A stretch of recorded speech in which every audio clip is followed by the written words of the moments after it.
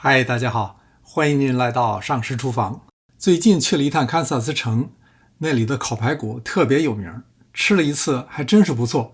回来我就琢磨了很久，终于做成功了，感觉比堪萨斯那家网红店做的还好吃。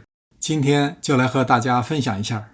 先来准备腌料：红糖半杯，盐1汤匙，1/4杯烟熏辣椒粉，辣味很轻，但颜色非常漂亮。1汤匙大蒜粉，1汤匙洋葱粉，1汤匙卡宴辣椒粉，这个比较辣，如果不喜欢就可以少放。半汤匙黑胡椒粉。材料就这些，搅拌均匀。这里面红糖容易结块，一定要全部搅散。排骨我用的是 pork loin ribs， 也就是靠近脊骨的猪背肋排，比较嫩，一般烤排骨都喜欢用这一部分。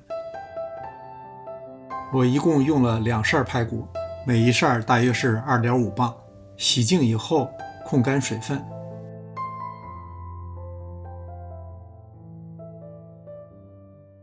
我在烤盘上垫了一张烤盘纸，这样在烤好了以后，烤盘容易清洗。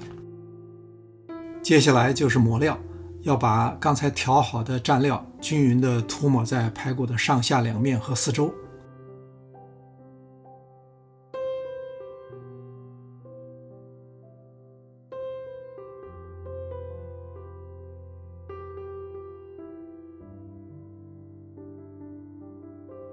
抹匀以后盖好，放到冰箱里，最好腌4个小时以上，或者是过夜。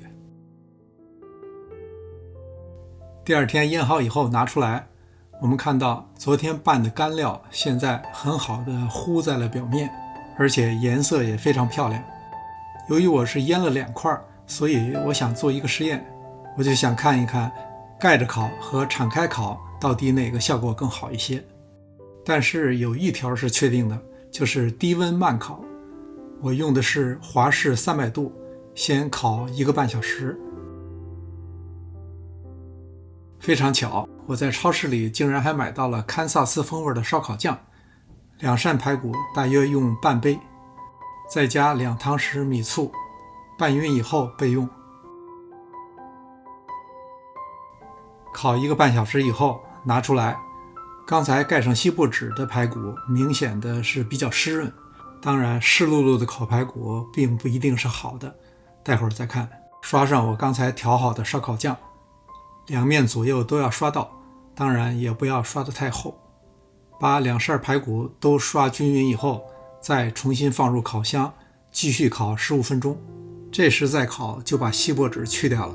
烤15分钟以后，重新拿出来，再刷一遍烧烤酱，然后再接着烤15分钟。烤好以后，我们先来看看完全敞开烤的这一扇。这一扇软硬适中，当然脱骨有点难度，但是有嚼劲儿，比较适合年轻人吃。这是另一扇，前1个半小时是盖着烤的，我个人更喜欢这种烤法，比敞开烤的更嫩一些，排骨内部更加湿润，而且轻易就能够脱骨。毫不夸张地说，这是我吃过的最好吃的烤排骨。感谢您的观看，临走前别忘了点赞订阅。这里是上师厨房，我们下次再见。